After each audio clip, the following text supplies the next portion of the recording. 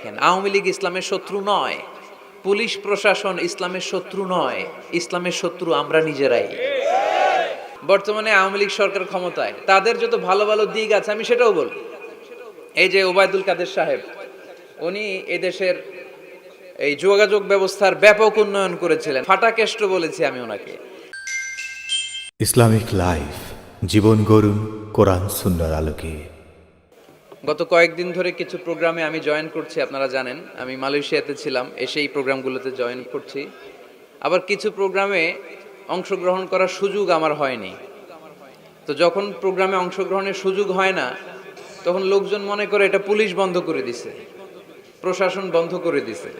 আসলে বাস্তবতাটা তা নয়। গতকাল আমার প্রোগ্রাম ছিল কোন এলাকায়, দেবিদ্বারে। অনেক মিডিয়ার ভাইয়েরা আসছে, অনেক শ্রোতারা আসছে, আমিও গিয়েছি, বাট ওখানে উঠতে পারিনি। তো দেবিদ্বার থানার ওসি আমার সাথে ছিল, দীর্ঘ সময় আধা ঘন্টার কথা বললাম। তো উনি বলে, হুজুর আমি তো আপনার ভক্ত।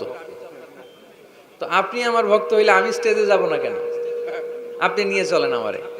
হুজুর আমারে মাফ করবেন। তারপর আমার প্রথম মাহফিল ছিল লাকসামে। লাকসাম থানার ওসির সাথেও কানেক্টিং করে কথা বলানো হলো। তো ঘটনা হয়েছে, ওনারা মাহফিল বন্ধ করে না, ওনারা আমাদের ভক্ত। গতকাল কয়েকজন এসআই ছিল আর দেবিদ্বার থানার ওসি ছিল। তারা বলতেছে, হুজুর আসার আগে আমরা গাড়িতে আপনার ওয়াজ শুনতে শুনতে আসতেছিলাম। এখন ইউটিউবে ওয়াজ শোনা সহজ। বলে, হুজুর আমরা আপনাকে শুনি। আমি বললাম, এটা আমার সৌভাগ্য যে আমাকে আপনারা শোনেন। তো পুলিশ প্রশাসন, পুলিশ আসলে জনগণের বন্ধু। পুলিশ কখনো চায় না মাহফিল বন্ধ করতে। আমাদের মতোই দাড়িওয়ালা, টুপিওয়ালা, লেবাসধারী কিছু ভাইয়েরা এই কাজগুলো করে। তারা বড় বড় রাজনীতিবিদদের কান ভারী করে আমাদের বিরুদ্ধে। তারা বুঝাতে চায় যে আমি দেশের বিরুদ্ধে কথা বলি, আমি এই দেশের জন্য ডেঞ্জারাস, এটা প্রমাণ করতে চায়। কিন্তু এই জনস্রোত কি এটা প্রমাণ করে? আজকে বিরিয়ানির প্যাকেট আছে, এখানে নগদ টাকা দেয়া হবে, তাহলে এত লোক কেন? কেন? কোরআনের ভালোবাসায়, ঠিক কিনা?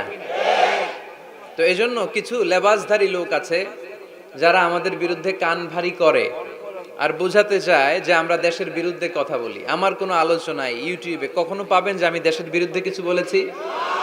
আমি তো দেশের তরুণ প্রজন্মকে মোটিভেট করি, তাদেরকে ইন্সপায়ার করি। আমি লক্ষ্মীপুরে গত পরশু কথা বলেছিলাম নিজের পায়ে দাঁড়াও, পরিশ্রম করো। তোমার যে পরিশ্রমের ঘাম ঝরবে, ওই পরিশ্রমের ঘামের লোনা পানিতে জন্ম নিবে সফলতার বীজ। নিজের পায়ে দাঁড়াও, এন্টারপ্রেনার হও, উদ্যোগী হও, দেশের চাকাকে, অর্থনীতির চাকাকে ঘুরাও। যারা প্রবাসী ভাইয়েরা, তাদের উদ্দেশ্যে আমি তাদেরকে বলি, দে আর দ্য রেমিটেন্স ফাইটার।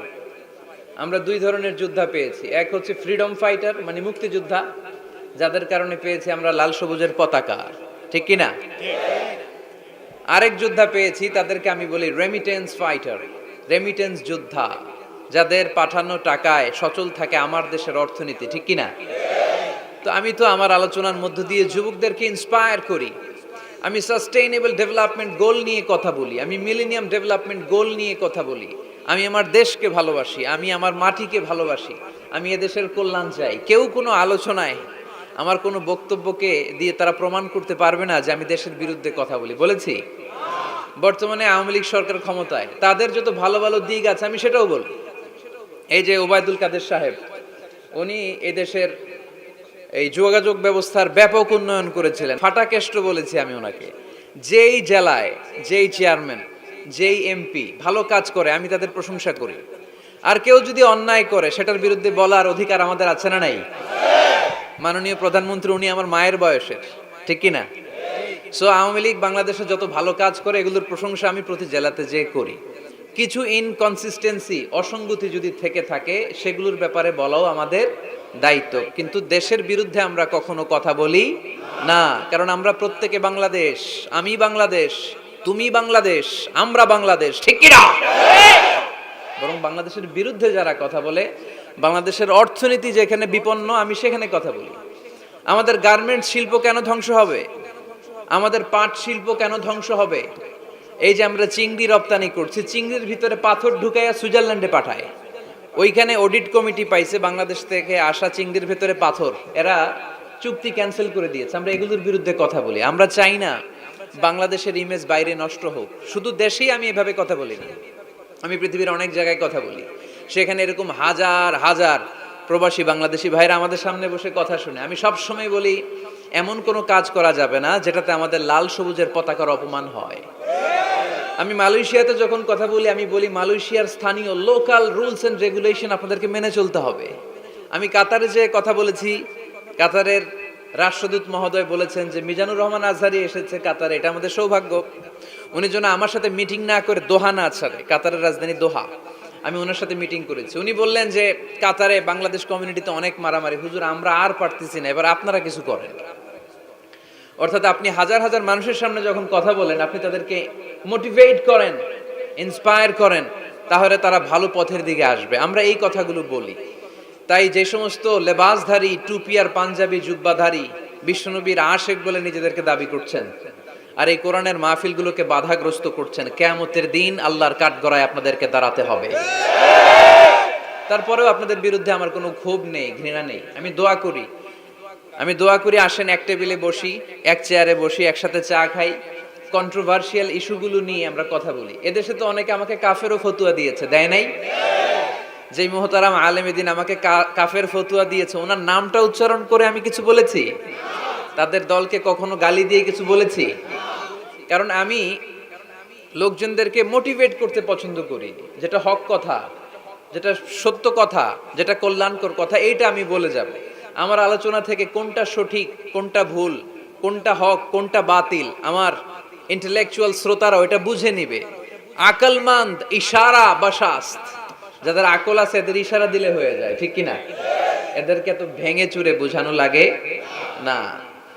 তো এই জন্য আপনাদের কাছে আমি আবেদন করব, যারা এগুলো করছেন এগুলো বন্ধ করেন, এগুলো বন্ধ করেন। দেশের নেতৃত্ব, স্থানীয় পর্যায়ে যারা আছেন, আপনার তাদেরকেও আমি বলি, আপনারা এগুলো আমলে নেন।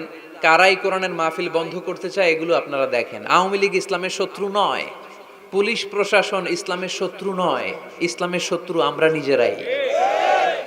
এজন্য আল্লাহ যেন আমাদেরকে হেদায়েত দান করে, আমরা পড়ি আমিন। আপনাদের আসরের আজান কয়টায়? আসরের আজান কয়টায়? 4:45। বিভিন্ন জায়গায় যখন এই প্রোগ্রাম নিয়ে সমস্যা করে, আজকের প্রোগ্রামে আসার আগে আমি সরাসরি এখানকার ওসি সাহেবকে ফোন দিয়েছি। আসছে? আপনি আছেন? তো আমি ফোন দিয়ে বললাম আপনি বলেন, আপনি বললে আমি আসবো। উনি বললেন যে আমি 2 মিনিট পরে আপনাকে কল ব্যাক করছি।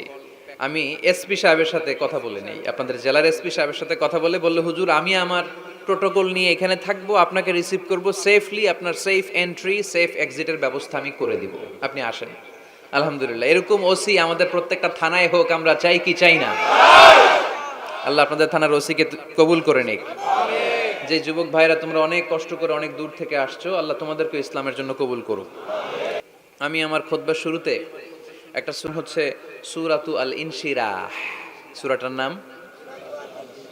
এই 20 মিনিট একটু আওয়াজ করে উত্তর দিতে হবে। সূরার নাম সূরাতুল ইনশিরাহ। কি নাম সূরার? কোন কোরআনের নুসখায় এই সূরাটাকে আপনি দেখবেন সূরাতু আশ-শারহ নামেও অভিহিত করা হয়েছে। ইনশিরাহ মানে খুলে দেওয়া, ইনশিরাহ মানে প্রশস্ত করে দেওয়া। ইসলামের জন্য, কোরআনের জন্য বিশ্বনবীর হৃদয়টাকে খুলে দিয়েছে কে? আল্লাহ। এজন্য এই সূরার নাম করা হয়েছে সূরাতুল ইনশিরাহ। আবার এই সূরার আরেক নাম সূরাতু আশ-শারহ। শারহ মানে ব্যাখ্যা করা, শারহ মানে ইসলামকে আল্লাহ তাআলা বিশ্বনবীর কাছে এমনভাবে ব্যাখ্যা করে তুলে ধরেছেন, ইসলামের বিষয়টা বিশ্বনবীর হৃদয়ে ক্রিস্টাল ক্লিয়ার, স্বচ্ছ পানির মতো শুভ্র করে দিয়েছে কে? এই সূরাটি মাক্কি সূরা। কি সূরা? এই সূরা আয়াত সংখ্যা 8টি। কয়টি? একটা আওয়াজ করে বলেন না, কয়টি? 8টি। এই সূরাটি কোরআনের 94তম সূরা। কততম? এবার আমি প্রশ্ন করব আর আপনারা উত্তর দিবেন। এই সূরাটা কততম সূরা? আওয়াজ করে, কততম? এই সূরার আয়াত সংখ্যা? সূরাটি মাদানী সূরা। কি সূরা? মনে থাকবে? এই 8টি আয়াতকে আমরা 3টি ভাগে ভাগ করব। প্রথম 4 আয়াতে আল্লাহ তাআলা বিষ্ণু ঈসা ইসলামের কাছে কি কি নেয়ামত তিনি বিষ্ণু ঈসা ইসলামের কাছে পাঠিয়েছেন, কি কি অনুগ্রহ বিষ্ণুনবীর জীবনে আল্লাহ তাআলা করেছেন এগুলোর বর্ণনা দিয়েছেন। তারপরের দুই আয়াতে আল্লাহ তাআলা বিষ্ণুনবীকে সান্ত্বনা দিয়েছেন, সুবহানাল্লাহ পড়েন। আর শেষ দুই আয়াতে আল্লাহ তাআলা বিষ্ণুনবীকে দুইটি গাইডলাইন দিয়েছেন, দিক নির্দেশনা। এখন সূরাটা একটু নরম হয়ে আসছে না? প্রথম চার আয়াতে নেয়ামতের বর্ণনা, all the mercy and the bounties from Allah, আল্লাহ কি নেয়ামত দিয়েছেন সেটা বললেন। তারপরের দুই আয়াতে আল্লাহ তাআলা বিষ্ণুনবীকে সান্ত্বনা দিয়েছেন, condolence, consolation to our beloved prophet Muhammad সাল্লাল্লাহু আলাইহি ওয়াসাল্লাম। আর শেষ দুই আয়াতে বিষ্ণুনবীকে দিক নির্দেশনা দিয়েছেন। কথা শুনতেছেন? বুঝতে কষ্ট হচ্ছে না তো? প্রথম চার আয়াতে নেয়ামতের বর্ণনা, দ্বিতীয় দুই আয়াতে সান্ত্বনা, শেষ দুই আয়াতে দিক নির্দেশনা। এই সংক্ষিপ্ত পরিসরে এগুলো নিয়ে আমি আপনাদের সামনে কথা বলবো, পড়েন ইনশাআল্লাহ।